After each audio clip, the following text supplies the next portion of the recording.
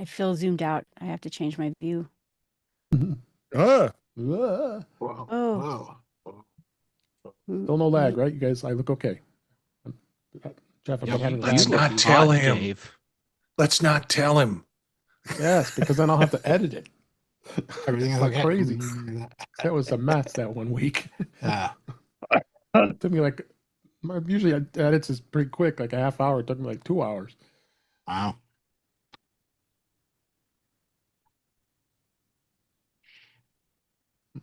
All right.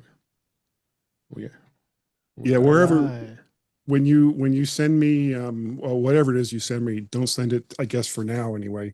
Yeah, Don't no, send guy at understand. mynet.com. You got it. Mm-hmm. I don't know if there's a problem there or not. Yeah, no.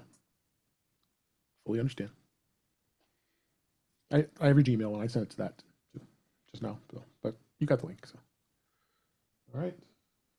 I got well, yeah, and I did. No, the Zoom link was fine. Okay. So you got it, my Mac from that one because that's where I sent it. Yeah, but because I don't use it that often in relation to this, Google was like, "Well, we're gonna send a confirmation set of numbers to guy at mymac.com," and it was like, "Okay, where is it? Waiting." All right, I'll just So just send it to G01 at Googs. That's the one I just sent it, but you got the link here. So Did you? I was looking at the news for Apple. There was that Apple is going to look at third-party AI. That was a kind of a big story this week. I don't, or maybe it was last week. I saw it. I forgot to put it in there. Do you have it handy, Joe? You can put it in. Let me find it. You can put it in. Talking about Perplexity? No, that was just last week. Yeah. Let's see. Yeah, I was looking at that. Why did I saw it and like, why didn't I put that in there? Now I think about it.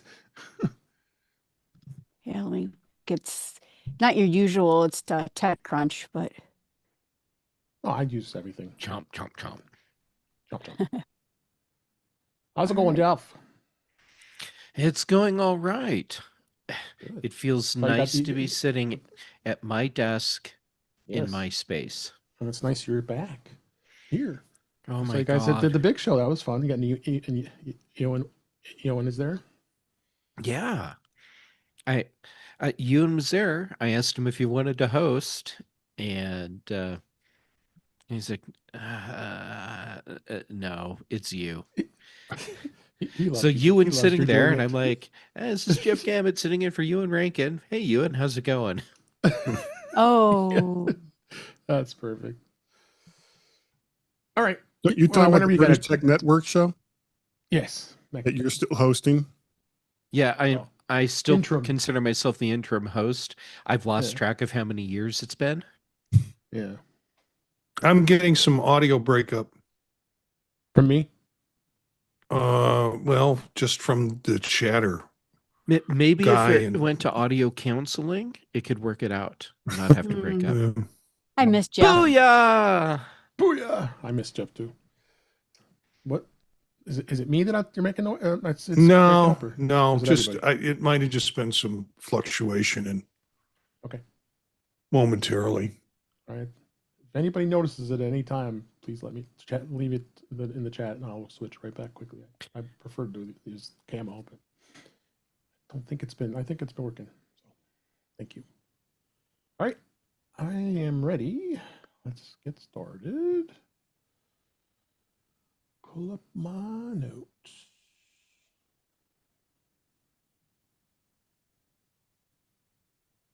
There we go. All right. Everything's. Oh, nope, I forgot my backup. Just thought of it. To the cloud. Wait, you record these? Oh, yeah. Is it new? Yeah, I think it is. It's Web 2.0. Yeah. I am holding out for Web 2.1 so they work all the bugs out. That's good.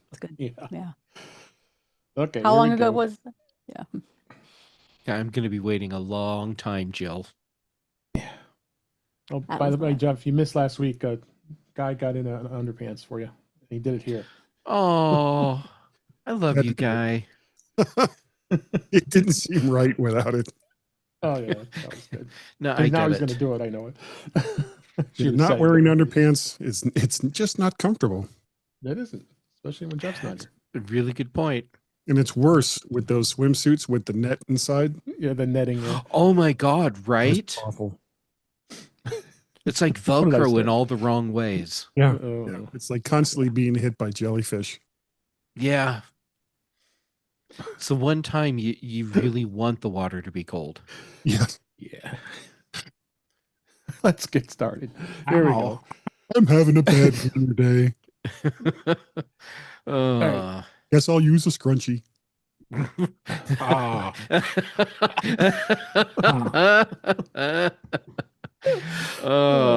Guy, you are the best. All right, here we go. In 5, 4, 3, 2. Welcome to episode 366 of In Touch with iOS, the show that talks about iPhone, iPad, Apple Watch, Apple TV, Vision Pro, Mac, and related technologies. I'm your host, Dave Ginsburg, and I've got Jill McKinley back on the show. How you doing, Jill? Doing great. It's officially summer, so how could you not love it? Summer, and it's nice and steamy hot here in the Midwest. So great. So glad you're here. Also glad here. He's here is Guy Searle. How you doing, Guy? Hey, Dave. It's nice to be here. Yes, I always love having you here. I'm glad you're here today. Also here is Marty Gencius. How you doing, Marty? Okay. Can't complain. My wife forced me to go on a walk with the dog, and I came back and then had to strip down completely naked and stand in front of the air conditioner. So I'm sorry. Didn't you just say you can't complain? I don't know. This sounds pretty exciting to me. All right, moving on. no shrinkage. That's what I'll say. Oh my gosh. There we go. Eric Bolden, so glad you're here. How you doing? How's it going? Great. Enjoying my roses. They're all starting to bloom. Yes. They like this Got the nice humidity. roses. Yeah. All right. And then last but certainly not least, he's back. We've missed him so much on here on this show. Jeff Gammett. How you doing, Jeff? I'm doing well, and I'm super happy to be back. Yes. As they say, happy. holy forking shirt balls. What a crazy 7 months. Yes. I can feel your pain. We both went through it all. But Yes. that's another story. But yeah, we've got plenty of stuff here to talk about this week. In touch with Vision Pro, this beta, and we've got some news stories and such. But before we get started, I really wanted to mention one thing. We lost a really amazing guy from the Apple community this past week, Tim Robertson, who headed the mymac.com. I met him in 2015, the very first Mac stock. He was such a wonderful guy to hang out with, and he was so nice to me and welcoming when I was starting out in podcasting. I got to be on a show a number of times, and he's really just absolutely amazing guy. He's really going to be missed, and he left us this past week. But Guy Searle, you've known him for forever, for a long time, and I want to just let everybody know how you're doing. I know that hits pretty hard, and I'll give us a little more about Tim. Yeah, it's been a tough couple of months. This hit really suddenly. I think it was like mid-May, when Tim first started complaining about having a few health issues, and a month and a half later, he was gone. I got a call from his wife Julie Sunday, and I had planned on going out to see him once my job situation was settled, which was going to be next Friday. But after talking to her, I realized that there wasn't going to be time. So I booked a couple of quick flights, got there Sunday early evening, and spent a little time on Sunday and Monday with him. And then Tuesday morning, I got a call from Julie basically saying it's looking like this is going to be it. So yeah.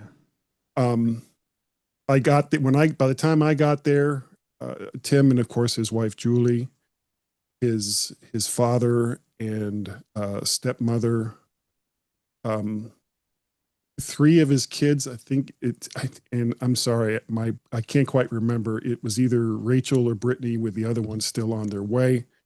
Yeah. Along with Cole and Felix were all there.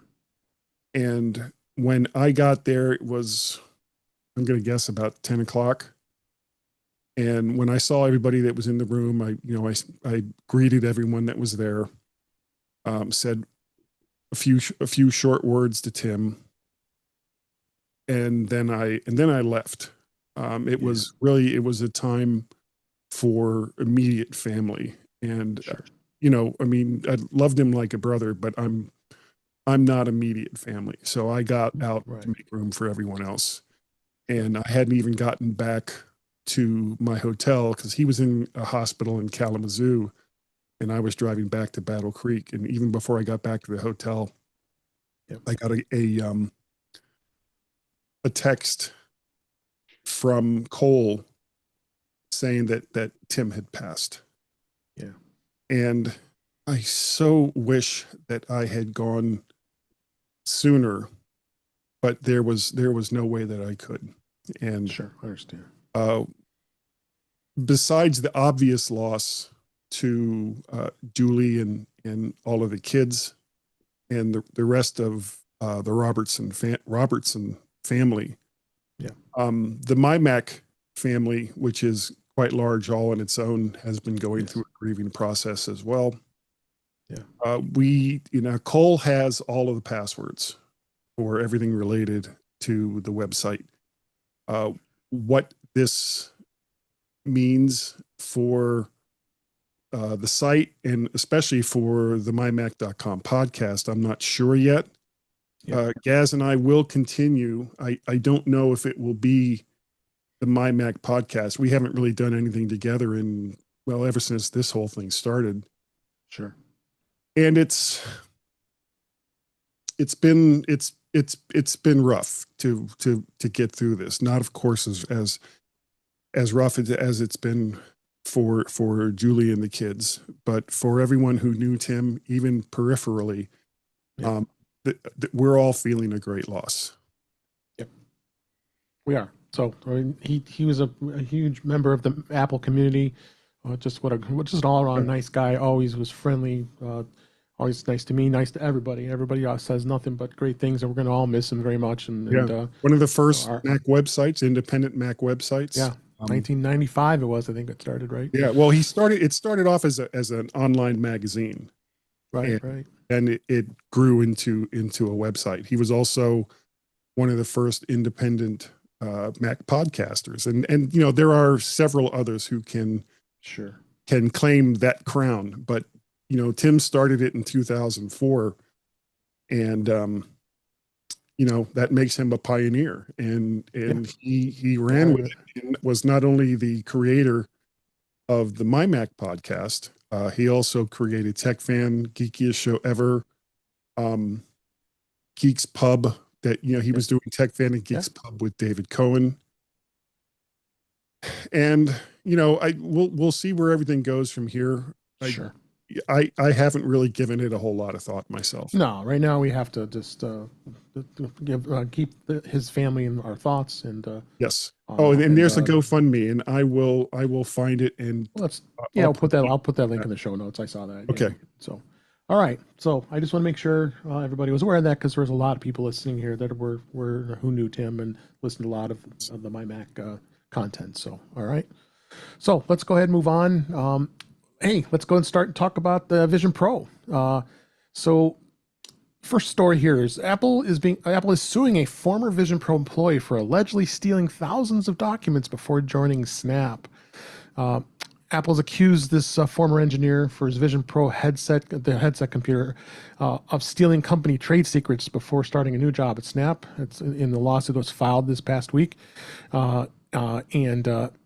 It accuses Di Liu, a senior design engineer, of downloading thousands of documents in his final days in the Cupertino company last year and saving them to his personal cloud accounts. This lawsuit is another a latest example of Apple's publicly going after a former employee for leaking information, and they allege that when he resigned late last year, when he was heading to Snap, a competitor and maker of smart glasses. The result, they did not shut off his access to his accounts and allowed him to have a customary 2-week transition period. That was a mistake. But we're still the review of his Apple issued work laptop showed that while maintaining access to Apple's proprietary information under false pretenses, he used his Apple credentials to exfiltrate thousands of documents contrary to the proprietary information. So this is going to be an interesting lawsuit here. I like to see where this goes because yeah, that kind of stinks. Someone shouldn't be doing that, especially No. you sign basically a contract with a company. NDA. Anybody who works, I work for my company. I have to be careful. I'm not sharing any information. So doing something like that is just really bad. What do you think, Jeff? I think that he has screwed himself Yeah, in the tech industry for the rest of his life.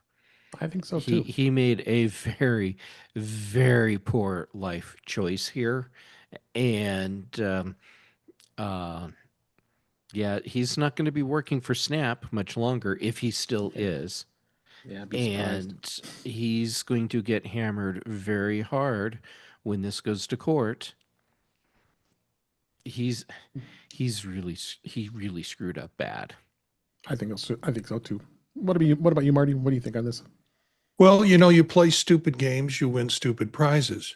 And that's what happened here. Snap has already started using some of the material and there was a related story. I don't know if you saw it, that Snap has made a decision to increase the price of its AR glasses from $1,200 to $3,500. So they're already using proprietary Apparently information. Yeah. I mean, Apple might be going after them not too long from now.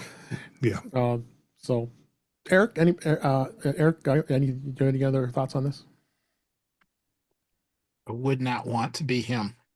Me either.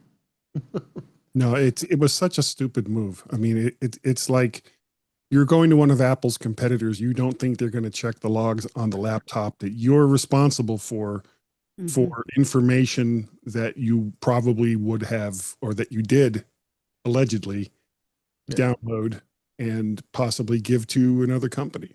It's going to be up to him to prove that he didn't give this information to another company. Downloading it while he was working for Apple is certainly shady, but I don't know what the legality of that would be, but giving that information to another party would be illegal. I think Apple's going to rethink this going forward for any employee that leaves and is going to work for a competitor. So most companies these days, once you say you're going to a competitor, they say, see you later. And they cut you off. Well, that was part of the problem, Dave. They didn't give, He didn't. He didn't give any indication that he was, and they didn't think he was going to work someplace else. See, yeah. So if you're not obligated to tell your current employer where you're going to work. However, if you're going to work for a competitor, ethically speaking, you should let your current employer know, and then they're going to handle your exit phase differently, and rightly so. Like if I was in that situation and I said, "Hey, Tim Apple, I'm going to go work at Snap," I would expect and be shocked if they didn't say, "Okay, well, thank you for letting us know. We have to escort you off the property now, and you're not working for us anymore. And we will have our security people meet you at the door with your belongings from your desk, and hand us your key card now." And if they did anything else, I would be shocked. Well, go ahead, John. Go ahead. Oh, I was going to say, the thing of it is that the government was looking at non-competes. I worked for a company here that makes everyone sign a 2-year non-compete. And they're saying it's not fair to the employee to take, I become an expert in health IT, and now you say the one thing I can't do is health IT. So it's unfair, but then people do this, and that's why they make you sign these non-competes. And so it's really disturbing. Well, yeah, I was surprised considering the projects he was working on. His contract didn't appear to have a non-compete in it. Yeah. We don't, well, I don't know. Maybe it did. He violated that too. Well, and there's a difference between downloading documents to a corporate laptop Right. and then taking and either renaming or moving those folders of documents to a personal iCloud account. Mm-hmm. Yeah. If he had just left it on the laptop and it hadn't gone anywhere, there's an issue, but it's maybe defensible. Yeah. Moving it so that it would still exist after he turned in his laptop, that's a problem. Yeah. Yeah, I mean, just on the face of it, he made every stupid move that you could possibly make for sharing documents like this. Okay, let's go ahead and move on. Next discussion here on the Vision Pro is a space app. It's called. You're going to fly around the vast Haven 1 space station using the Apple Vision Pro. VAST is working on what might just be the first commercial space station in low Earth orbit. To get the public excited about the station's launch as soon as 1 year from now, the company has released a VR fly-through led by VAST's lead astronaut that is available on Meta, Steam, and yes, Apple's platforms. Called Haven 1, the small space station is capable of being launched on SpaceX's Falcon 9 rocket, the most economical medium lift rocket on the market. VAST has also partnered with SpaceX to launch its crew for a 2-week-long mission and Crew's Dragon spacecraft to provide Starlink connection to the station for data relay and internet connection. Wow. So, and Marty, have you tried this on the Vision Pro? I have not had a chance to do this yet. I saw the show notes and I'm like, I better do this because it's going to be in there. So I had a quick dinner of tacos. Thank you. And then he's dedicated. got into the space thing, and it's pretty cool. Yeah. But I've got, it said this is a seated experience. So of course I was sitting and that was fine. But there's a lot of upsy downsy floating around where you're not getting the kinesthetic feel of that motion. And I had to take it off.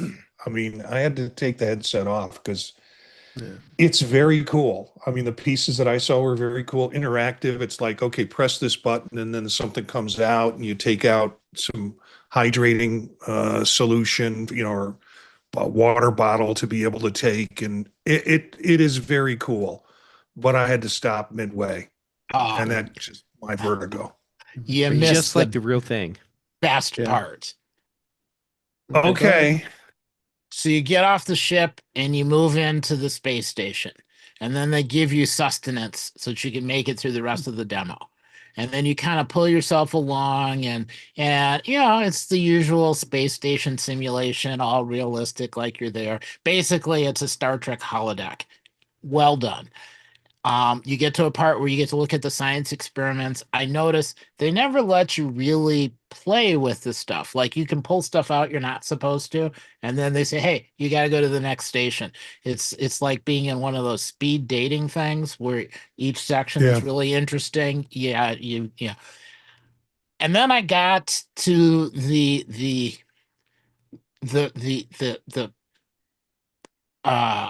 highlight of the tour. And they say, oh, it's great. The last thing before you're all done, take a look at the view of the Earth.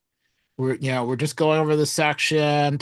And it was really cool. Except, and this is where I wanted to take my headset off.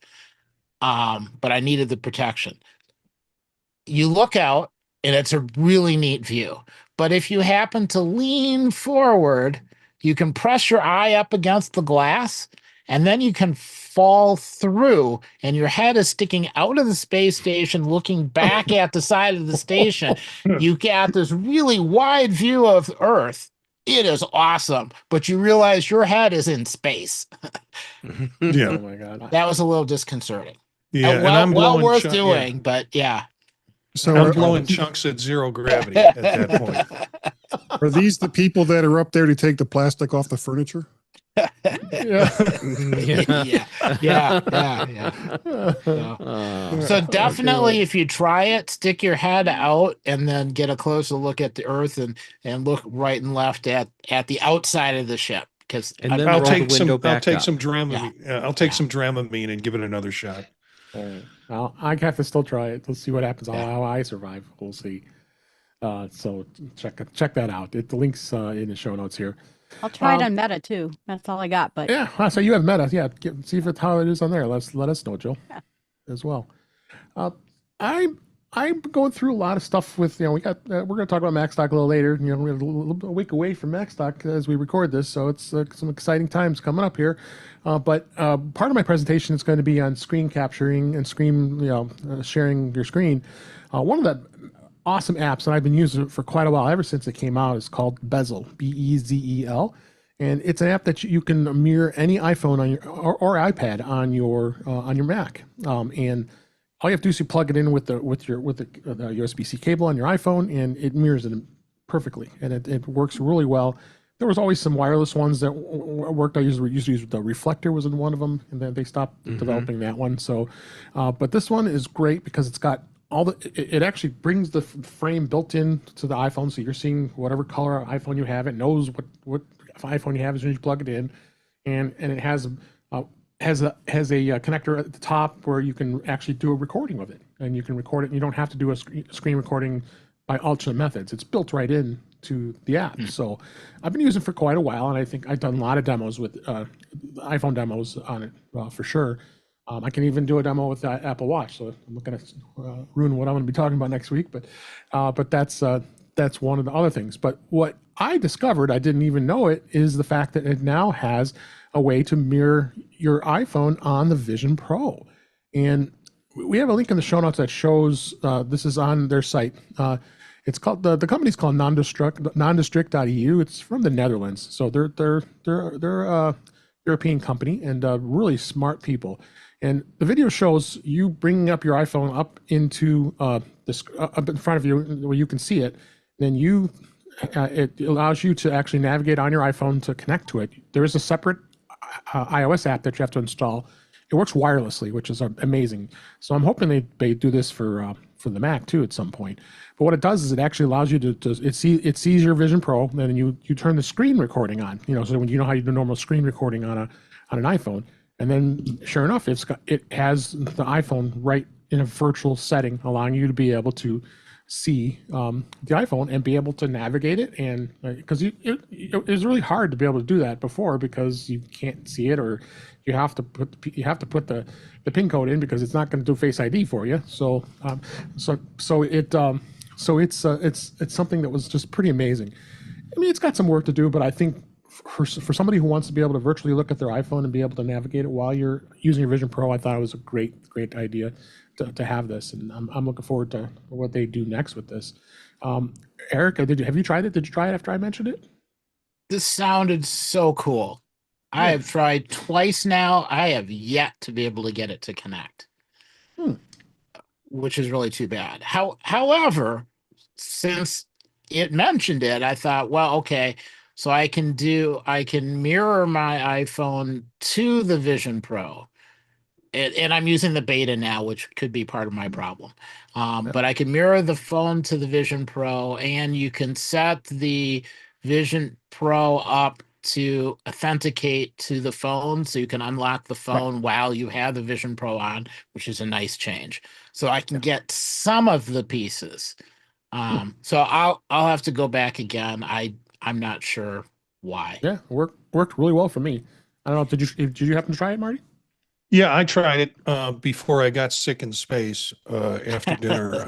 I did try it, and it took me a couple of trials to get through, and my phone was so iridescent, when I was looking through it with the headset on, that it was telling me to do things to connect with it. And then I realized I was using the glass, kind of the new liquid glass interface, and that made it harder for me to kind of find the button. So I lifted up my Vision Pro and saw what I was supposed to do, put it back down, and then it worked seamlessly. Huh. That's good. Yeah, so I'm glad you were able to at least experience it. So I think this is a cool thing to see where this goes. I didn't try an iPad. I don't know if the iPad would work. It may not, because it's an iOS app that has to be installed on the iPhone. So they may only be focusing on the iPhone, not the iPad.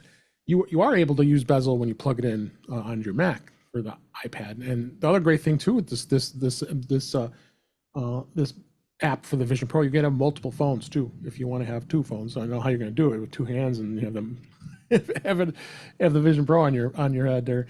So, but it does allow that too. So I'm looking forward to seeing what they come up with next and how they can expand upon what this does. So, so I got all the links in the show notes here for where to go. So basically, you have to download the iOS app. That's I think like costs $1. The app on the Vision Pro costs about $5, the one-time charge, and then you can get yourself going with this and check it out. So. All right, let's go on and move on. Talk about beta real quick. iOS and 26 beta 2 continues. So as well as Mac OS to Tahoe, all the 26 versions for all the apps. There much else has been come out this week, so I didn't really have much to say. There's so many new things, and I'm going to just kind of pace it along here as things get discovered, and we'll cover it in other shows here because I mean I had a long laundry list of things that I found, and I'm like, we could probably spend a whole show just talking about that by itself here. So there's not too much difference of what we've already covered so far, but we'll definitely be going through it as we go here. Apple did release a second beta for iOS 18.6, and that just got seeded, so that probably is going to be coming out here any day now, I would venture to say. There is not much to it. It just has some bug fixes and updates, some additional changes to the App Store in the European Union. Besides that, like I said, smaller changes and bug fixes is pretty much what that is. I don't foresee it getting updated after that until iOS 26 comes out. So we'll see where that goes. So so let's go on to In Touch with Mac this week, and a couple interesting stories that came out this week. Apple's Mac shipments are soaring, and here's why. Apple recorded the highest year-over-year growth among major computer vendors in the United States during the first quarter of 2025, where Mac shipments increased 28.7%, and the market share has risen from 14.2 to 16.0%. This was, of course, third-party data that was published, so it's not the official numbers of what Apple doesn't share. So it's through Canalys that we always are quoting these guys of what they have as far as they think is good. I have a feeling it is pretty decent. But shipments of desktops and notebooks in the United States have reached 16.9 million units in the first quarter. That's a 15% increase compared to the same period last year. And then Apple has shipped 2.7005 million units, up from 2.1022 million in the first quarter of 2024. So it's about the highest it's been going here. And are we surprised? I don't think so. I think the fact of this Apple Silicon, the M series processor, has just been a huge hit. I think it's an amazing, fast. Most of us here have the newer models, and with the M4, the M3, and I think this is not surprising at all. I love it. And then I think now we got the M5 probably coming out later this year, and so Apple's going to continue on to make one of the best processors out there. What are your thoughts on this, Jeff? Okay, so releasing new Macs with new processors is a great way to sell more Macs. Yeah. Right. And I'm sure that's playing a role in Apple's product shipment numbers. However, I think the bigger part of this shipment increase isn't so much about, hey, there's all these new processors, we have these great products. It's, hey, we need to get a lot of product inside the United States before we get hammered with tariffs. And what I expect we will see is that even though Apple still sells well, we will see a decline quarter over quarter in their shipment numbers. And yeah, tariffs. I think that's a big part of this. That is. How about you, Guy? What do you think on this? I think Jeff is correct. I also think one of the things that's holding Apple back, and it's something like I think we're going to talk about in just a little bit, is the fact that they don't have, and I say this with certain caveats, a true low cost Macintosh. The M4 Mac Mini is a wonderful desktop, but most people are really buying laptops, and the price of entry for an Apple laptop is like double what you'll spend for a new machine than that you'll spend on an Apple desktop. So if they really, really want to increase market share and get a few more eyes, because remember, the people that are buying Macs today will probably be buying Macs tomorrow. So you get them in with something that, while probably not the fastest machine, will at the same time introduce them to the reasons why the Mac OS is better than many of the alternatives. Agreed. How about you, Joe? What do you think? Well, as someone who moved over to Mac not that long ago, I did it because Windows is stagnant. I remember Allison said something last week. Oh, I'm sure there's all sorts of things that, Windows comes out with every time they do a development. And I'm like, no, there's not. It's done. There's nothing. They took 11 years to move the button from the left side to the middle for the, you know what I mean? And so That's my a best slow friend migration. now, yeah, that's right. So my best friend, Incremental. yeah, right. That's right. My best friend now bought my old MacBook Pro, and I'm getting her involved in it. And she was saying, oh, my Windows machine is doing this and it's doing that, and I don't know what to do. And I said, I know what to do. Use your MacBook. All your problems will go away. And I think that other than gaming, there's no reason to stay, and work. Yeah. Yeah. Yeah. Oh, I agree. Marty, what do you think? I think it's people reading the writing on the wall and realize that they're going to be facing a 20% tariff was the latest that I heard. It was 45 and then they dropped it down, but they're bringing it back up to 20%. And I think they know prices are going to go up on this, and it's already an expensive device. So get the good device now. And so you might be seeing a lot of Christmas presents being bought right now this early in order to try and avoid the problem with product flow and also tariffs in terms of that. So I'm glad it's happening. I'd like to agree with Guy, but there's a little bit part of me that says I'm not sure Apple wants the mid-range laptop market. I think they're okay with seceding that to PCs and they have an iPad, so I mean, to that degree, iPads are getting pretty expensive too, but they have an iPad in terms of the entry drug We'll talk about to the the low end in just a minute. So so Eric, why don't you wrap this up? Yeah, it's there's a lot of not quite panic buying because there's reason behind it. But yeah, buying just so you have it and you've got some predictability of costs, which means everything is going to be unpredictable later. Yep. No, I agree with that. Next topic here on the Mac is be aware of this high-tech Mac malware that hides itself as in a fake Zoom update. Users of blockchain tech and crypto are the primary targets. Sentinel Labs has posted a report about a new malware that targets Mac users of blockchain technologies such as crypto. The threat agents behind the attack are based in North Korea. Surprise! What? According to this research, attack involves executing scripts written with Apple Script C and C++ and NIM. Targeted users are sent a meeting invitation via Calendly, a cloud-based Calendly. Yes, I get tongue-tied there. That's a cloud-based B2B scheduling service. The contact is made over Telegram as an attacker impersonates a trusted contact of the target. The invitation includes what appears to be a link to a Zoom SDK update script, but actually it's a link to download, install the malware. Once it's installed, the malware collects general system data, browser data, and Telegram chat histories. It collects user data such as login information of the Mac, the version of the Mac OS that's being used, and passwords, and Mac OS's keychain. It also has been targeting all the browsers with Arc, Brave, Firefox, Google Chrome, Microsoft Edge.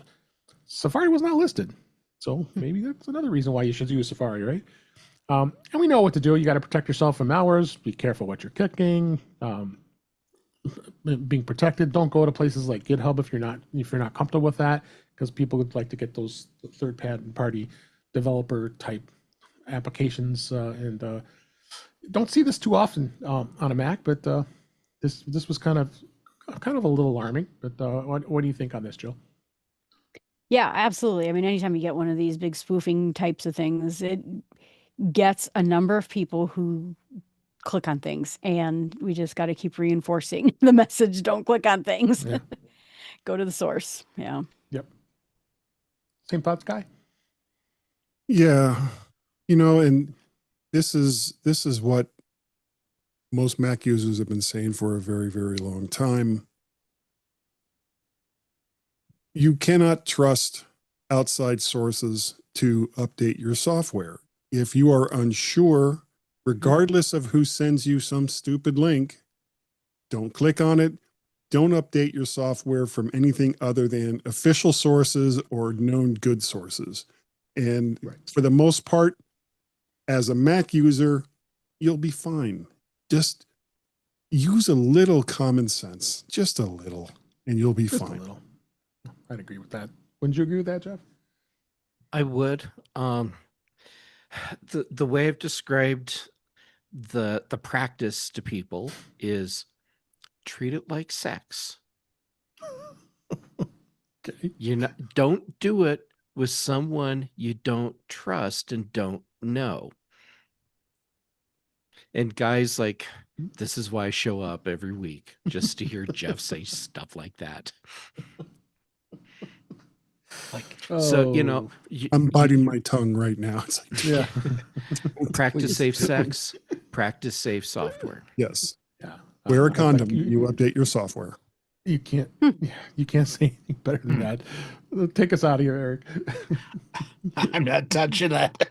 How about And Marty? see, I'll let you. Eric's part of the Eric's problem saying if he's it's- not Eric. touching it. That's the And if problem it's right like, there. if it's like sex, it's over in 30 seconds anyways. So don't. All right. I know where to Don't go worry now. Okay. Let's talk about the story of this has been a rumor here, but the thoughts of a possible low-end MacBook powered by the A18 Pro chip. It's being cheat code. He always is back in his reports that his tracker it isn't the greatest. But this seems kind of interesting seeing the potential that a new MacBook Apple could apparently be working out behind the scenes. It's expected to go into mass production in the fourth quarter of 2025 or early 26, and approximately a 13-inch display powered by an A18 Pro processor. Potentially, casing colors could be silver, blue, pink, and yellow. And Apple's aims to return total MacBook shipments to the COVID-19 peak of around 25 million units in 26. So I think a lot of us think, well, why would Apple do this? I don't know. If like you said, Apple has always stood their ground. They charge for their laptops for a reason, like what they charge. I mean, the MacBook Air is probably one of the most reasonably priced laptops out there, I think, for what it's offered. $999. Yeah, you start $999 on a base model MacBook Air, and you can't beat that at all. Oh, So you could if it has an A18 Pro. If it's an they A18. could, if they could Go ahead, get a laptop down to the $699 level, even if it was, I don't want to say crippled because the A18 Pro is a good chip. It would be slower. It's not the kind of machine that you would be wanting to use for video editing or things along that lines. But as a general, as a general use computer, still running the Mac OS, it would be fabulous. The only thing that could possibly happen that would make it not great is that it may actually, if true, cannibalize sales from iPads. And they just released the whole, well, not release, but it's developer release of iPad OS 26, which makes your iPad as Mac-like as it's ever been. Ever, yeah. How about you, Jeff? Do you think this would be a possibility? No, just nope. Okay. This product that Ming Chico is talking about doesn't fit with Apple's design strategy and philosophy. To get a product down to that price point, that guy's talking about, you don't really need an A18 processor. You just need to wait another year or so where the M1 or M2 is at a low enough production price point that you just pop that in there. Apple doesn't want to use low-end components in their products. That is not the Apple way. And I think the only way you could get the product price point down into that range Guy is talking about is to sacrifice display quality, because that's basically the single most expensive component in a laptop. And Apple is not going to sacrifice the display quality in even their lowest end laptop. I mean, look at their price points today, and what you can, I won't call it lowest end laptop, but their lowest price laptops, they still have really good displays.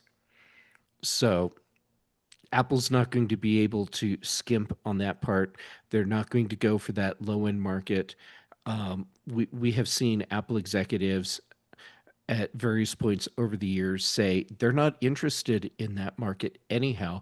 They're leaving that to the PC makers. They can fight over the scraps, if you will. Okay. Marty, Eric? Yeah, my thinking about this is, we have Chromebooks. If we even want to go to a lower price point for people who want computing, the problem with putting like an A18 chip in it is we know we're not going to do video editing on it, but that doesn't mean that the consumer knows they shouldn't do that, and that there are limits to their machine as a result of it. So as soon as somebody starts trying to do that and they're not successful, that model of the laptop gets bad press, because it's not doing what the consumer wants it to do. Even though it's not capable of doing it, the consumer is not happy with it. And that's where I think this is just a mess Apple doesn't want to get into. Yeah, no, that makes sense. Eric? I'm not as unwilling to consider it a possibility. I think it will depend partly on what happens with tariffs and the economy, and it would not at all surprise me that something like this exists and has been in testing for a while. But whether they ship it or not, I think will depend on what happens with tariffs and the economy. There may be an economic reason to have to ship something that is using different components. The other question I would have is, can any of the components be produced in a new location? And that might have an effect. I mean, for years, people have been saying, oh, why can't we put Mac OS on an iPad? That's not going to happen, because that would just destroy the iPad. But if you could take an iPad and slap a new name on it and a built-in keyboard, and then say, well, here's a MacBook, or for all the people that say, well, can you bring back the 12-inch MacBook? Because I just need to send email, use a browser, and even video editing. I mean, on a phone, you can do a little video editing to upload to either YouTube or whatever. A lot of people, it's 3-minute, 4-minute, 2-minute videos. They're not doing feature-length videos. They're just trying to add titles onto something, and most of the time it's on a phone, but you give them something a little bit bigger. And even on the corporate world, there's a whole lot now of saying, well, you just need a laptop to connect to the corporate systems. You fire up a browser, and then you get a a virtual PC or a virtual Linux box, and it's all running on remote systems, and the files never leave that remote system. All you need is a keyboard and a display, and you maybe can't quite get all of that to work exactly with an iPad, but something like this, yeah, that could work. Or maybe even in a school district, you could get it to work. So Yep. I think it's a good idea. The conditions have to be right. And I don't know if that will ever happen. Joe, you Okay, wanna Eric, add anything? everything you Oh, just said, spot on. Right. The problem that I see with it is meeting the price point Guy would like to have. Apple's not going to do it. So if they release this product, it will be at a higher price point than Guy and many pundits would like to see it at.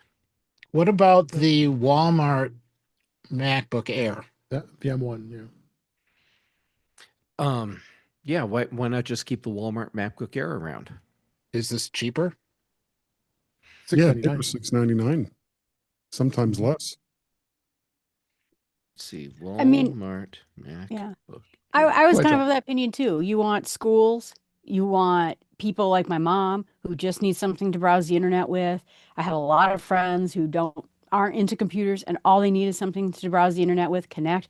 When I worked at that company that made me sign the NDA, they were talking about giving all the implementation people just web computers. They weren't there yet to just log into the website and do its work because that's all they needed.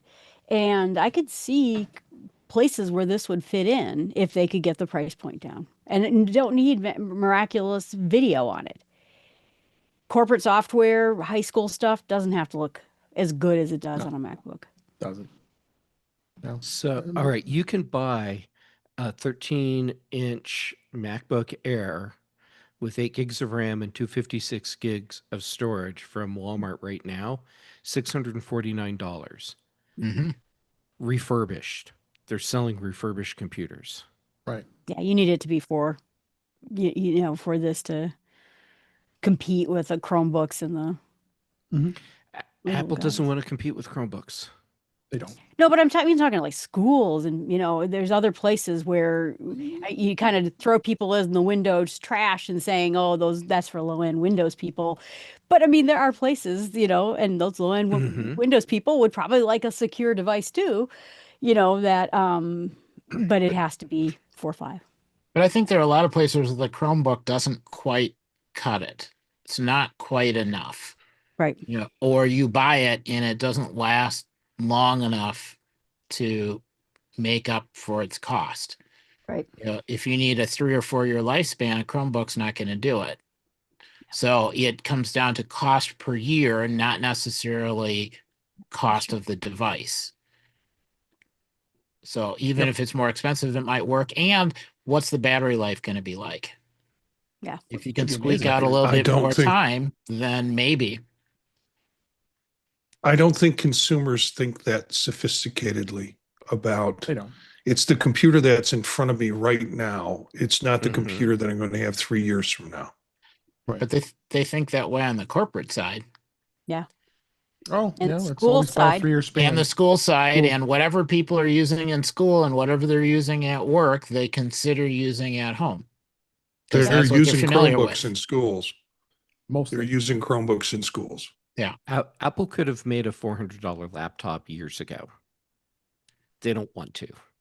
Yeah. No, makes I agree sense. with that. All right. Let's go ahead and move on off of this. And let's talk a little bit about Apple is considering letting Anthropic, excuse me. I have tongue tied today.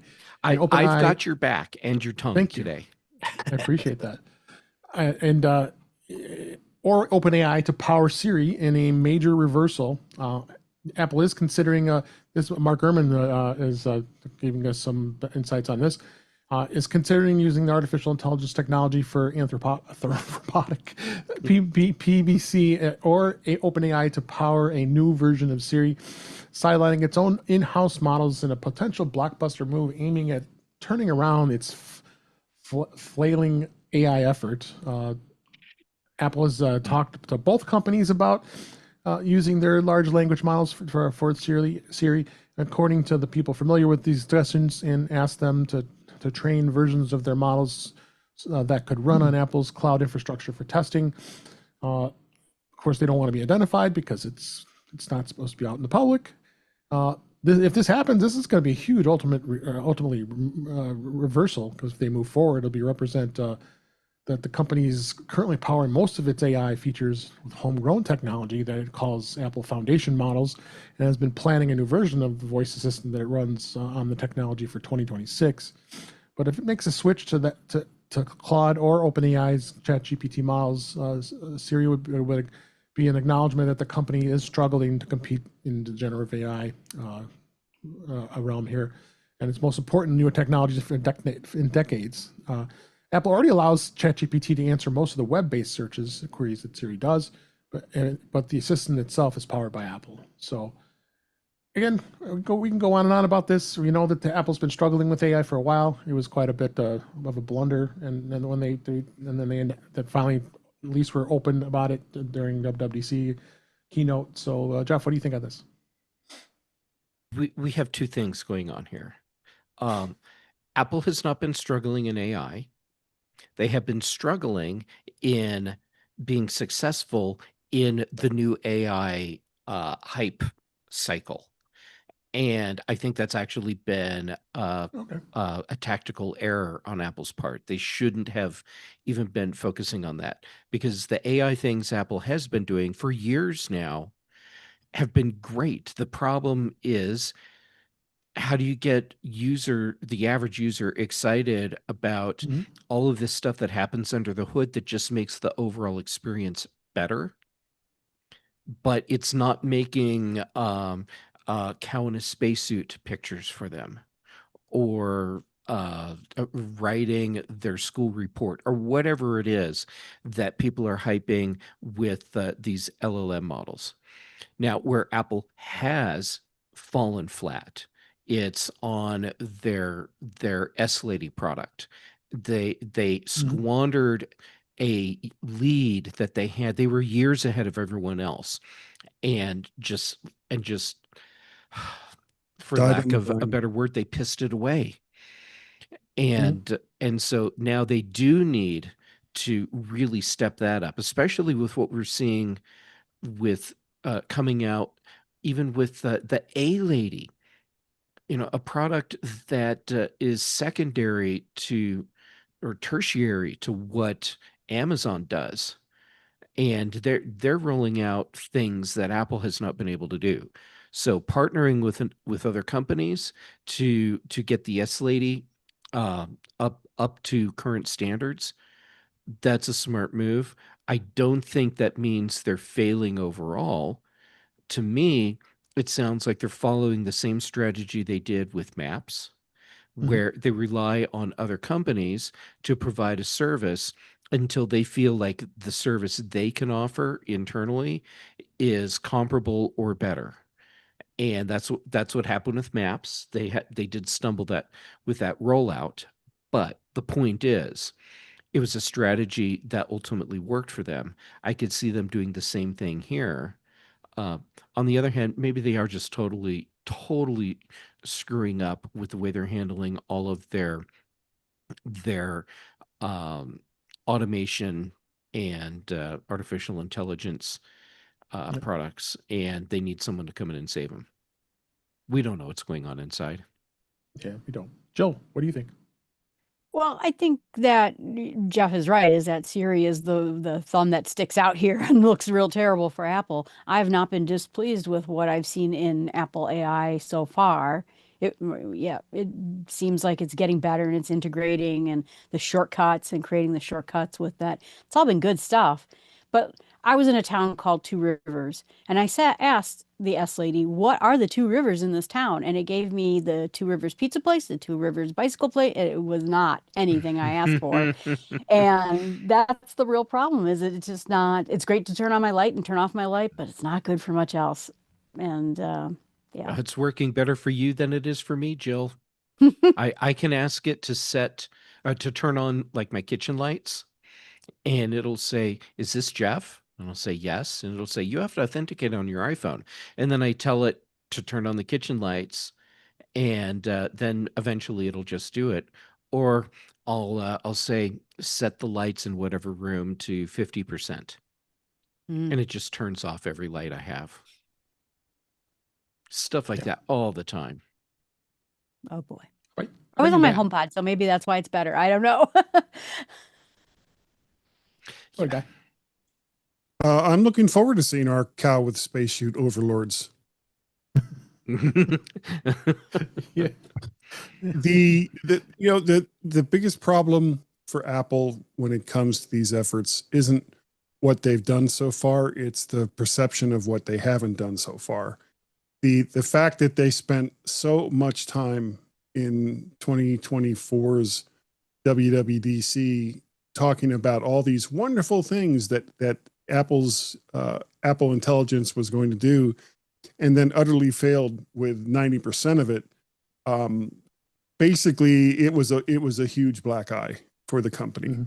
And the fact that they kept, and they kept putting these caveats in, like, well, don't worry, it's going to be here. It's going to be here before, this date and this date. No, it was 2024 and 2025. You were going to see some wonderful things.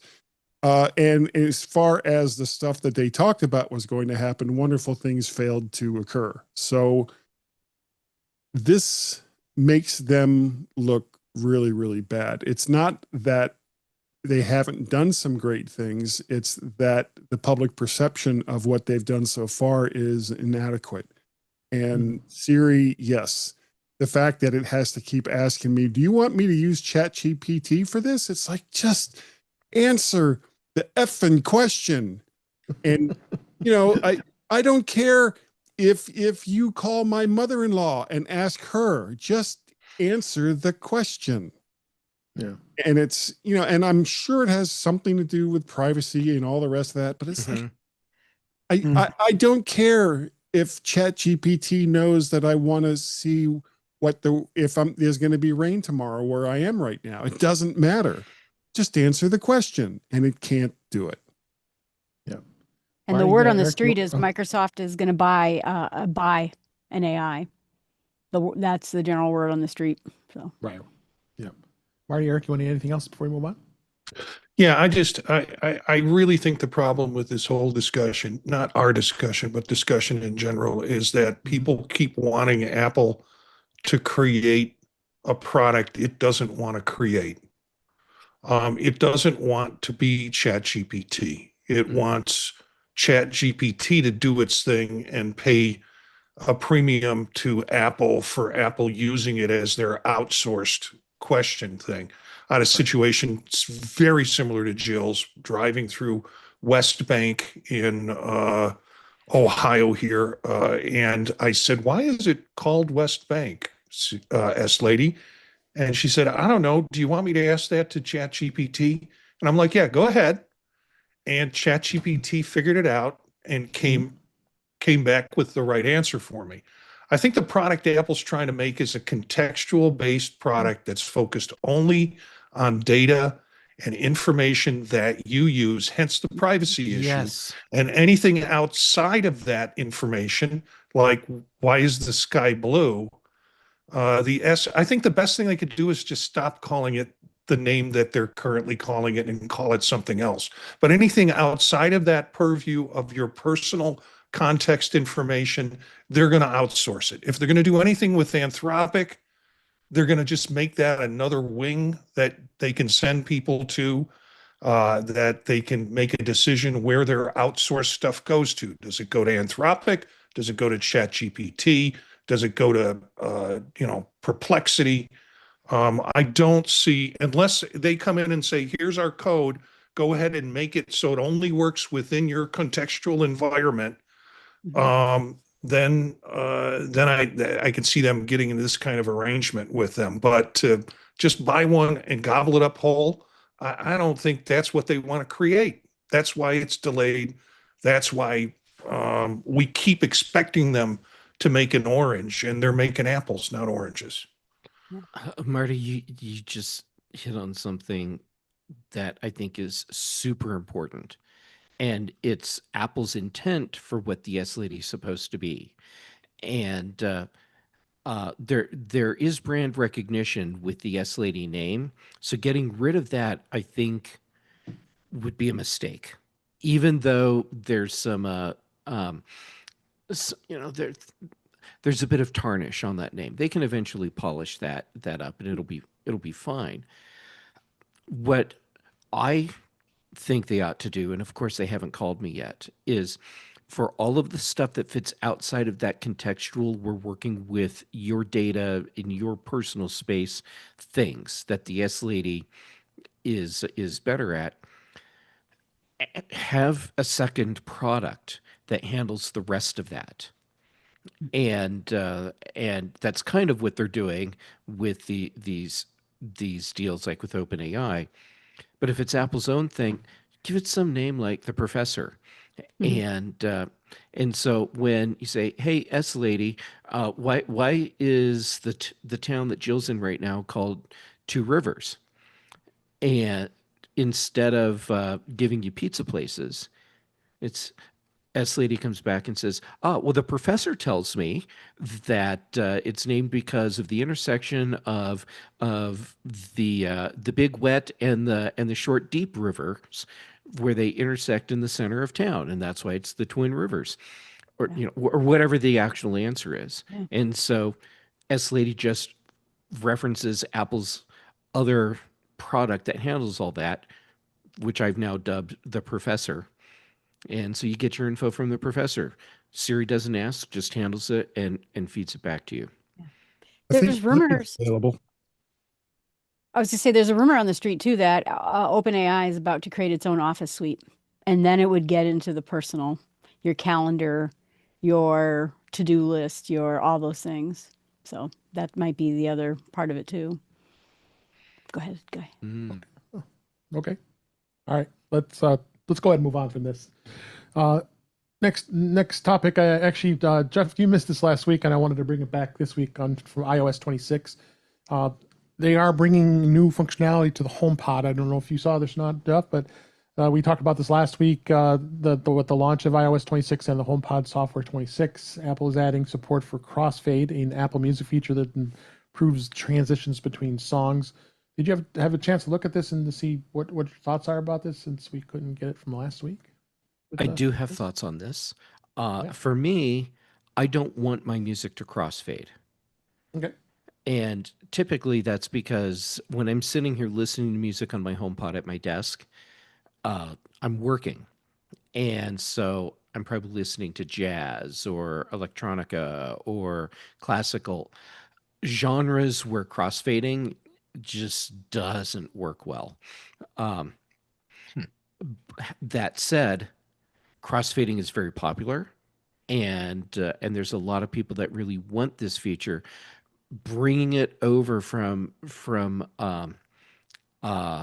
been able to do it on the Mac and on iOS, I believe, for a while now. So adding it in to HomePod makes sense.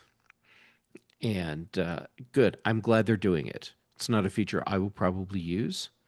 Doesn't matter.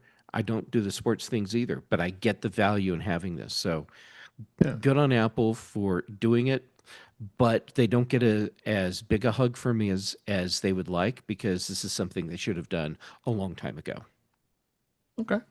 So we're going to go on. I just wanted to get your insights on that from us. We missed you last week. But Jill, you brought a good topic here. You said that you talk to ChatGPT in your car using with CarPlay. How do you do that? Well, if you go to iOS 26, which you lovely people talked me into, and it's been fantastic, you get the new CarPlay, and the CarPlays have widgets, and ChatGPT app has a widget. So I put the widget in there and I clicked the line and asked it a question and it worked really well. So then I brought my friend in. I said, this is going to freak you out. And she's not that big into tech. So she asked it a question and it says, and then all of a sudden she's like, no, it's saying, and this is really creepy. And then all of a sudden it answers back because she didn't know the speaker was still, was still connected. It goes, okay, I'll clean up my language. Thank you for noticing that. And then it goes on and tells the story. And she's like, this is so freaky. So then she tries it out a little bit more. And then she has me change it to the Australian guy because that's cuter. And now she's quite pleased with it. But it was quite the conversation. And I'm working on a GPT to interview me while I'm writing a podcast. So I'd say, hey, I'm writing in a podcast about forgiveness. And then it would come back and start asking me questions until I say that's enough. It writes all the answers down. It does a summary and then it does a transcript. So I could technically write podcasts while I'm driving in my car to Macstock next week. So I think it's cool, and I'm excited. I'm gonna actually find out what Two Rivers is when I'm in there. It'll tell me, I'm sure. Okay. Well, I'm glad you had a good experience with that. I do remember that the 9 to 5 Mac had talked about that, especially the widgets. So take a look at that article to see what Joe's talking about. Because you couldn't do it currently in iOS 18, but you could do it with shortcuts. But it's quite a advanced way of doing things here. So. All right, let's go ahead and move on to the news for this week. Apple satellite messaging saved a Colorado mountain climber's life. Apple's technology once again came to the rescue.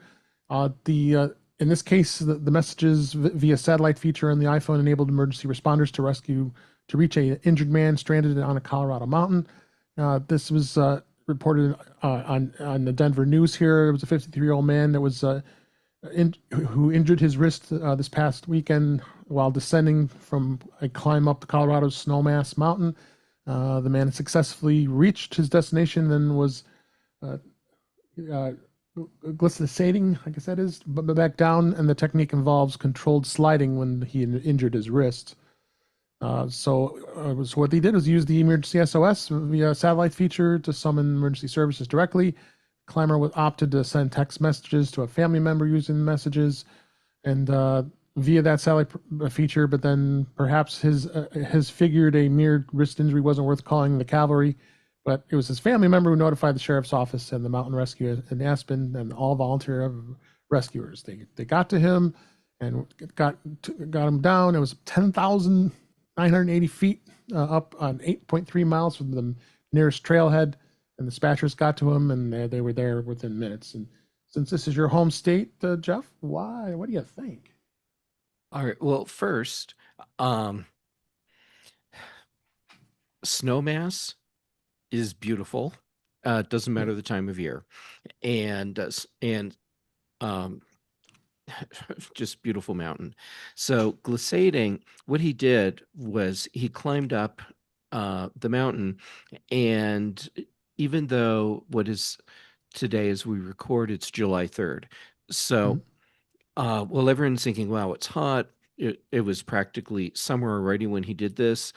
When you're in the mountains at those altitudes, there's still a lot of snow. So he could glissade, which is you slide down the snow slopes on the mountains and use your ice axe or mountain axe to arrest your slide. So I'm sure that's how his wrist got injured, because there's a way you hold the mountain axe as you're moving, and it kind of anyhow. So it sounds to me like this person was doing everything the intelligent way, where they had the remote communication tools necessary so that if they got in a bind, they could be located. This is also why you would or you ought to have one of the GPS alert transponder things with you, so that if something happens, you can hit the button and it sends out the alert with your coordinates, and away you go. You don't even have to be able to talk or type in a situation like that, and your battery life is going to be a lot longer. That said, well done for having the right equipment to be able to get a message out to someone so that you could have a rescue with a happy ending. Not that way, guy.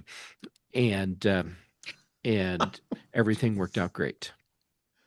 Oh, I actually have a question for Jeff. Uh-huh. What is the number one way to not get injured climbing a mountain? Don't go on the mountain. Mountain. Exactly. Yeah. There you go. Yeah. Anybody else want to add anything? I'm just glad Jeff is okay. That's all. Me too. Look at my wrist. It's all better now. Yeah, but they said that they passed messages on to friends and relatives, and Jeff doesn't have any friends and relatives. So Oh, you're right. Can't be him. No, I don't. They changed it for the article. I was just texting random numbers. Hey, you don't know me, but I kind of messed up my wrist. I'm on Snowmass Mountain, and I kept getting all these messages back. Stop spamming me. Yeah, it's a wonder. I'm Number alive. one question was, is this Jeff? I know. I get that a lot. Yeah. Anybody else want to add anything else before I move on? All right. Next story. F1. The Apple's biggest hit was its first weekend. It made over $55 million plus in its opening weekend. After some controversial advertising, Apple's F1 will be the company's best ever theatrical debut. After a 10 million preview and immersive trailer for the Apple Vision Pro. Company's strong push to promote the new Brad Pitt movie F1, including its controversial ad from the Wallet app that we all were complaining about. Position Apple original film's theatrical release to have the company's best ever opening weekend. So we know what this is all about. It's about F1, the Formula One. Brad Pitt's the star. Drew 10 million during its first U.S. Preview, and it's been playing in over 3,600 theaters.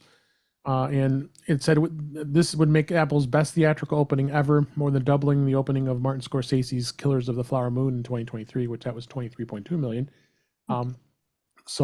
And then the trailer actually of the film also took advantage of iPhone's haptics when viewing on the device, making the iPhone shake as the racing cars zoom by in the trailer. It was pretty cool. Marty, you did see it, right? What is? yeah, I went and saw it. I laughed, I cried, I kissed $12 goodbye. No, it was 12? it was yeah, it was really good. more. I'm in Ohio. Come on. It was really good. I'm not an F1 fan, but I'll tell you, I'm not sure I'm going to watch F1 races after this, but there's so much technology in this movie that I didn't realize went into getting those cars to do what those cars do. That it was, even if you don't like F1, if you can't stand the look of Brad Pitt, with his smirky little face, that's what my wife says. The movie itself, just visually, is incredibly stunning. And it's like, whoa, look at that technology. So I enjoyed it a great deal. I will probably purchase it when it becomes available. And I'm hoping there will be some version that uses spatial photography in it. But did anybody else see it? Didn't see it, but I could picture a driver saying, "Hey Siri, should I pit in this? Next time." And basically coming back saying, "Do you want me to ask Chat GPT about that?" There is a fantastic F1 documentary. I'm not into F1 either, but I watched the documentary and the tech is amazing. Yeah. Yeah. Gaz is a big F1 fan. He always goes to, I think it's called Silverstone. Yeah. In fact, I think that was featured in the movie. You know what? Here's something. Obviously not this year, because I don't think it's been done yet. But last year when he went to Silverstone, they were actually filming parts of the movie while everybody was there. So, Gaz got to actually see the production, and from a distance of about 50 miles, he saw Brad Pitt. Oh, Wow. Said he was dreamy. Yeah, I would recommend, if you have any interest in technology, or if you have interest in F1, definitely see the film. The plot, well, let's put it this way. It's not going to win a lot of awards for the plot. It is a Jerry Bruckheimer production after all. But it's a visually a movie that did not bore me at all. I'm assuming the plot is vroom vroom. Me race. Old guy comes back, has his own ways of doing things, challenges the status quo. He's not successful. People all get worried. Then he is successful. The young upstart guy doesn't want to listen to him because he's a hothead and he knows what he's going to do. You can figure out the rest. Rocky. Vroom Jerry vroom. There we go. Yeah. All right. And the last story I want to talk about. Do you want to see all your see your all-time most played songs on Apple Music? Here's how. Apple celebrates its 10th anniversary with a special playlist for listeners. It's hard to believe it, but the Apple has you've been an Apple Music subscriber since its inception. You've been streaming for a full decade. It was announced one more thing in WWDC 2015. Service launched June 30th, 2015. Months before iOS 9 and macOS El Capitan landed that fall. Celebrate the milestone. Apple is offering a special version of its annual replay playlist, similar to Spotify's Wrapped campaign. Replay offers a look back at the top songs, artists, and albums that defined your year, but Apple's taking it a step further, actually 10 steps further. The new Replay all-time playlist will collect your most listened to songs over the past 10 years into a handy playlist accessible in the Apple Music app. To be able to find it, you go to the Apple Music app on your iPhone, iPad, or Mac, and you can navigate to the Home tab. Apple is spotlighting the Replay all-time playlist in the top carousel. Then you can just tap it and take a listen. And the plus symbol on the right will add it to your playlist folder. Apple's also has a site devoted to the data playlist music replay, but it hasn't updated that with the 10-year stats yet. So, but this is kind of cool. And Marty, you said you got your top 10. I'm afraid to look at mine because my wife was using it to listen to Taylor Swift a lot. So, I was surprised. I dropped them in the chat. I dropped screenshots of it in the chat. And I was surprised, but it kind of defines what I listen to most, or what I've listened to most over the last 10 years. And it was pretty cool. I was like, oh geez, what am I going to get? But when I pressed the button and the playlist came out in the order of what was surprising for me, frankly, but then again, I think not, because I kind of use Afro Celt Sound System, that group, to write with, to have music going. It's African and it's Celtic and it's a mixture of both. So I had that came out number 1. Baba O'Reilly came out number 2. Thunderstruck number 4. Lots of Stones. Yeah, and Sad, Sad, Sad by the Rolling Stones. I had some. I kind of thought, yeah, I guess I do listen to that a lot. Or when I want to get into a mood, this is the song I want to listen to for certain moods. So it's kind of fun. One of my favorite songs on this list, Marty, "Ain't No Rest for the Wicked" by Cage the Elephant. Yeah, that is such a great song. I'm looking at mine. Yep, there they are, Taylor Swift songs. But I did have "What Is Hip." I like that song, the Tower of Power. That's got a great rhythm to it, and some Stevie Wonder, Supertramp. I'm a big Supertramp fan. I was listening to that a lot. Now, number 14 on my list is "Go Cubs Go," but is it? What can you say? Oh yeah, there you go. Look at that. By Steve Goodman. Yeah. How do you get this playlist? You go and open the Apple Music for the first time, and it'll come right up on your iPhone or on your Mac. Just click on Home. Just click on Home, yeah. My list is so worthless. Like the number 1 song it's a 1-hour track that I found on Apple Music that's like a white noise sound, and I play it every night. when I go to bed and I let it, I just have it looping for a couple hours. And then after that, it's just whatever's been in Apple's own playlists that I have used over the years for background music when I'm writing. But if I go far enough down the list, um, um, oh, look at that. Um, Vince Guaraldi. Apparently, one Vince Guaraldi song has come up in Peanuts? playlists a lot. Well, that's One going to be Dave the Brubeck Christmas from song has come Snoopy. up a lot of times. There's a Stan Getz song. Oh, My number one was "I Hurt So Good" from John Cougar Mellencamp. I'm ashamed to say that my list it's got so much Foo Fighters, and I don't even want to tell you. Number one song, Yeah. Breakout by the Foo Fighters. All right. yeah. I expected more Talking Heads in mine, but the top is the highest on the list was Big Blue Plymouth by David Byrne from the Catherine Oh, yeah. Reel. And I look at the songs that are on here and it's like, yeah, these are mood songs for me. I want to listen to this one song and I want to use it to kind of shift my mood. So I don't listen to a lot of continuous music, like the United States most people do, but it's generally, I want to throw this on because I want to get pumped up or I'm in a particular mood. And the Catherine Wheel, David Byrne compositions are incredible.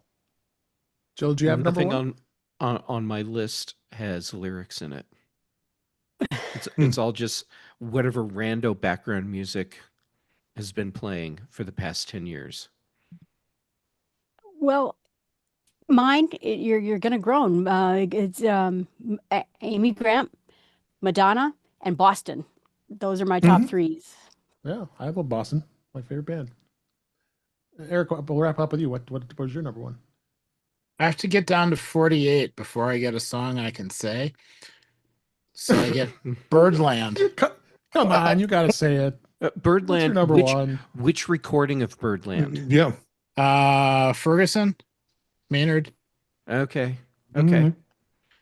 It's on a playlist for coding, so it just plays in the background. And it's when I take a break, I drink more coffee right afterwards. And on that same playlist, but higher up, I get "Do Virgins Taste Better," which is my number one song because it plays in the background. I don't listen to the lyrics, and evidently I get it a lot. A whole thing about what happens if you have dragons raiding your town and how do you solve the problem and physics questions and a bunch of other stuff. I think it's like a bar drinking song. I'm not really sure, but it plays in the background and it doesn't interfere with concentration. Ooh. Talk to You Later by the Tubes. Oh yeah, it's a good one. Completion backwards principle. It's good. This will be fun. We'll dig through all our songs, but like I said, I got to weed through Taylor Swift. That isn't there by my choice. So that's what happens when my wife shares my Apple Music account at the time. So before we wrap up here, let's talk about MacStock one more time here before we see each other 1 week from today. As we record this, we are going to be all together. And MacStock 9, it's here. It's going to be July 11th, 12th, and 13th. If you want to come join us, please come join us. You still have opportunity to purchase tickets. Again, it's July 11th, 12th, 13th, and it's in Crystal Lake at the Holiday Inn there. We're going to have a great time. All of us will be there, and sadly, Guy won't be there. I'm so sad. No, I won't be able but maybe next year.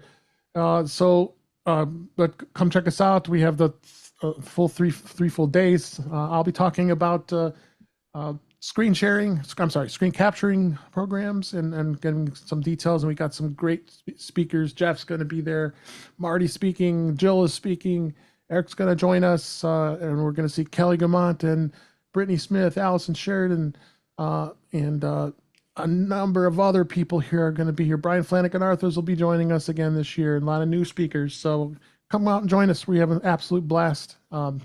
Ecamm's going to be there. Doc Rock's going to be joining us, talking about all the great things about what Ecamm can do. So you're going to be able to come out. We're gonna try to record our podcast next week. Hopefully it'll be a week from today. Today being Thursday, it'll be a week from today on that. And as well as we're going to be probably nerding out using our Vision Pros. We're trying to get everybody to try out the Vision Pros. We'll have a room just for that. So just a good price of admission right there, and be able to check it out. So, and if you want to get a discount, you can use my exclusive offer code, which is InTouch50 at checkout, and that'll save you $50 off of the full 3-day weekend price. We'd love to see you. Again, it's MacStockConferenceandExpo.com. 7 days from today, we'll be talking to you next week's episode live from Macstock. So come join us. We'd love to see you and love to hang out with you. Everybody's going to be there that loves being there, and we're going to just have to have an absolute blast. So hope to see you. So with that, let's go ahead and wrap up for this week. That's a wrap for this week. Please send your comments, questions, suggestions to our email address, which is feedback@intouchwithios.com. You can follow us on Blue Sky and Mastodon at InTouchWithIOS. Support the show. Buy me a coffee at intouchwithios.com/coffee. We would really appreciate it. You can become a patron of the show by going to patreon.com/intouchwithios. We have 2 tiers available to support the show. We would really appreciate it. Make sure you like, share, subscribe so you're notified when we are live streaming, which is Thursday nights at 8 p.m. Eastern Time, 5 p.m. Pacific, on our YouTube channel, which is youtube.com/intouchwithios. We saw Brian in the chat this week, and Witherbucket was also there. Good to see you all. And there's a number of other folks in the chat. So we always love having all those great people to join us live and hang out. And you can do that too every Thursday night. So please join us there. And we also you can do is go to our magazine on Flipboard, which is In Touch with iOS magazine, where many of the topics are discussed when they're flipped into that magazine. The link is in our show notes. You can also subscribe to the show in your favorite podcatcher, including Pocket Casts, Overcast, Apple Podcasts, many others. Just go to our website, intouchwithios.com, where all the links are there to listen to us right out there on that website. I am Dave Ginsburg. You can find me on Blue Sky, Mastodon at DaveG65. And we'll reverse it around here this week where Jeff Gammon. So glad you were able to make it back here this week. We missed you so. And then we're going to see you in person next week. Can't wait. Where can people find you? Well, if you're smart, you will find me next week in Crystal Lake, Illinois, hanging That's out right. with all of you and Guy with you in spirit at Macstock. For the rest of you, how about Jay Gammett on social media, Mastodon, PixelFit, and Blue Sky? That's where most of my posts are going right now. Then for shows, since it's been a long time, I should probably rattle off everything I'm doing regularly, so people remember and I get back in the habit of knowing what shows I'm on. Tuesdays, Chuck Joiner's Mac Voices Live. Here with you, Dave, on Thursdays for your show In Touch with iOS. British Tech Network, The Big Show on Thursdays, The Mac Show on Fridays. Brian Chaffin and I do The Context Machine, and Patrice Brendamore and I do Retro Rewatch. And I think that's all the shows. I think you got it. Thanks for being here. Go me. Go you. And Jill McKinley, thank you as always for being here. Where can people find you? Well, I have no one I do podcasts with, so it's just me. But you can find me, Jill from the North Woods, on podcast apps, on YouTube, and the big one I do is Start with Small Steps, and that's where I'm. And you can find me at Macstock, so go find me for sure. Yes. All right. Thank you. Marty Gensius, thank you for being here. Where can people find you? You can find me Gensius, Jencius, at Blue Sky and also at mastodon.social. Monday nights with Dave and Eric on Vision Profiles. And then I do some pro notes 3 nights a week, or I should say 3 mornings a week, short stories that lead us up to the next Monday night show. So look for that embedded in the feed. Tuesdays with Chuck Joiner, Thursdays here with Dave. And again, all the projects I'm involved with, you can find at thepodtalk.net. Great. Thank you. And thank you, Guy Searle, for being here. We really appreciate it. And where can people find you? Kind of hard to say right now. can't think of an email address beyond guy@mymac.com, but there is some question over whether that is working or not. Probably for now, the best place to find me is over on Twax and Blue Sky as Mac Parrot. And hopefully within a relatively short time somewhere, Gaz and I will be on a podcast again. We're hoping. Send me something and let me know what you think. How you would like a different type of Guy and Gaz show. Wow, There you go. that could be very dangerous. It's going to be. All right. And last but certainly not least, Eric Bolden, thank you always for being here. We really appreciate it. Where can people find you? Yeah, lots of fun. I can be found on Mastodon at EA Bolden at mas.to, at EA Bolden at Blue Sky as well. Otherwise, Mondays with my Vision OS fix with Marty, Tuesdays with my Mac OS fix on Mac Voices, and Thursdays with my iOS iPad fixes in here on In Touch with iOS. Thank you so much. And thank everybody here for listening, for watching, and we really love doing this show. And we hope to see you next week. We'll be recording live from Macstock next week if all things go okay. And until then, thanks again for watching and listening, and we'll talk again soon. Thank you guys. Great show. Appreciate it. We had a lot to talk about, There was. despite being a slow news week. I ended up having to cut stuff. Got a bunch You of saw. stuff. Yeah. I was going to say I'm the only Well- person who actually says duck instead of the other word, and so I had to turn off spell check. But yeah, my spell check just recently started correcting when I say shot, and I actually mean shot. Hmm. It now changes it to we're